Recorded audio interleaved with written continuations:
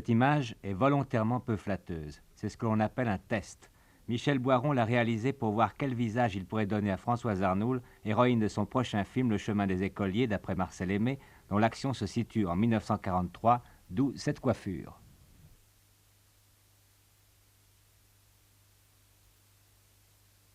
Alors, qu'en pensez-vous? On me demandait surtout pas ça, parce que c'est déjà terrible de se voir en projection, et de se voir déjà avec son visage, c'est épouvantable. Pourquoi? Mais quand on le retrouve pas, alors c'est encore pire. Pourquoi c'est terrible de se voir avec son visage? Oh, parce que c'est la pire des critiques, en fait, de se voir vivre soi-même, c'est épouvantable. Quand vous voyez comme ça sur un écran, vous ne vous aimez pas? Je ne vais pas dire ça quand même. Mais d'une façon Mais générale, vous êtes enfin, surprise. Vous ne vous reconnaissez pas. je voudrais pouvoir tout corriger et tout recommencer.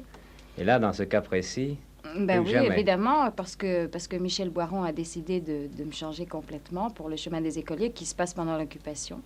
Et puis, en plus, il m'a transformée en blonde, en femme fatale. En somme, vous dites que vous avez bien fait de ne pas avoir 20 ans en 1943. Oui, exactement. De tout point de vue, c'est gagné d'ailleurs.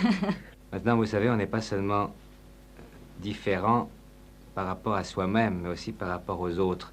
Et on a un peu l'impression que ce sont les autres qui essaient de ressembler à ce que vous avez été. Vous savez que vous avez une très lourde responsabilité. Non, ça, sûrement pas. Est-ce que je peux bouger? Parce que vraiment, je ne peux pas rester en place comme ça. À cause de vous, des tas de jeunes filles qui veulent réussir dans le cinéma se sont mis à échancrer leur corsage plus qu'on ne le faisait autrefois. À cause de vous et de Martine Carole, d'ailleurs, vous êtes deux. Mais sûrement pas.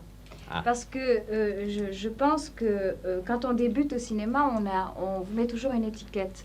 Quand j'ai débuté, on disait c'est la nouvelle Viviane Romance ou la nouvelle Ginette Leclerc. Et puis quand j'ai fait mon premier film, Cécile Aubry venait de tourner Manon. Et la première fois qu'on m'a demandé un autographe, dans la rue, quelqu'un m'a arrêté et m'a dit Mademoiselle Cécile Aubry, je voudrais un autographe. Alors, j'étais pas tellement contente, pas à cause de Cécile Aubry que je trouve charmante, mais parce que je voulais être moi, enfin.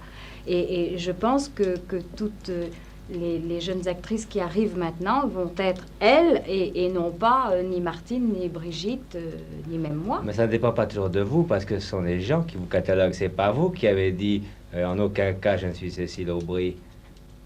Ce serait trop simple, dans ça. On vous a catalogué. Comment est-ce qu'on fait pour exister? Vous avez fini par devenir vous-même. Qu'est-ce que vous pensez justement de la façon dont vous l'êtes devenu? Qu'est-ce que vous pensez de votre carrière? Oh, je voudrais surtout pas employer le mot de carrière parce que je trouve que c'est un peu trop rapide. Je crois qu'on peut parler de carrière quand on a fait la carrière de Madame Michel Morgan ou de Madame Danielle Darieux.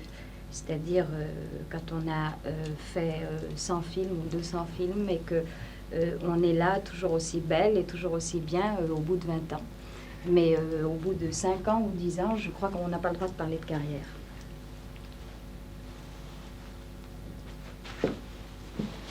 Toujours est-il que dans l'état actuel du cinéma français, un certain nombre d'actrices ont été obligées de se plier à des exigences que peut-être elles n'appréciaient pas tellement. Est-ce que vous pensez que le public est à ce point assoiffé de sexualité, soit autant que le disent les producteurs? C'est un problème, hein? Oui, c'est très sérieux. Je dois dire que débattre de tels problèmes, ça m'impressionne. C'est intéressant. Non, je crois pas, enfin, que... On pense toujours que le public a envie de telle ou telle chose. Et je crois que c'est pas exactement ça. Je crois que ce dont il a envie surtout, c'est qu'on lui raconte une histoire qu'il aime, qui l'intéresse. Et souvent, on parle de mode, on dit le public aime les films violents, aime les films sexy. Non, il aime un film violent si l'histoire violente qu'on lui raconte lui plaît, mais il ne préfère pas telle ou telle chose.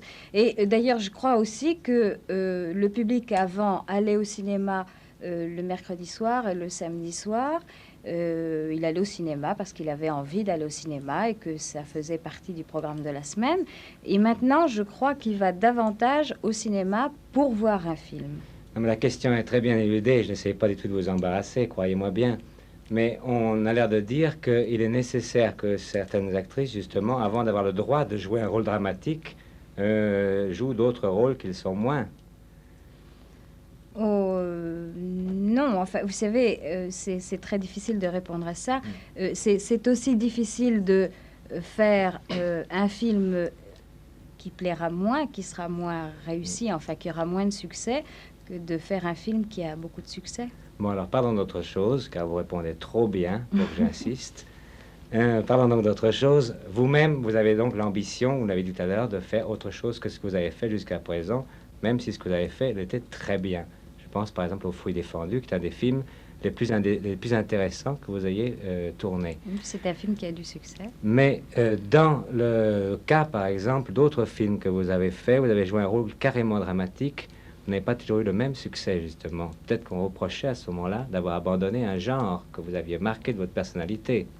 Oui, bien sûr, c'est ce que je disais tout à l'heure. Enfin, quand le public va voir des acteurs qu'il aime, il a envie de les retrouver tels qu'il les a adoptés. Mais quand vous tournez un rôle, par exemple, est-ce que vous savez d'avance si ce rôle marchera ou pas?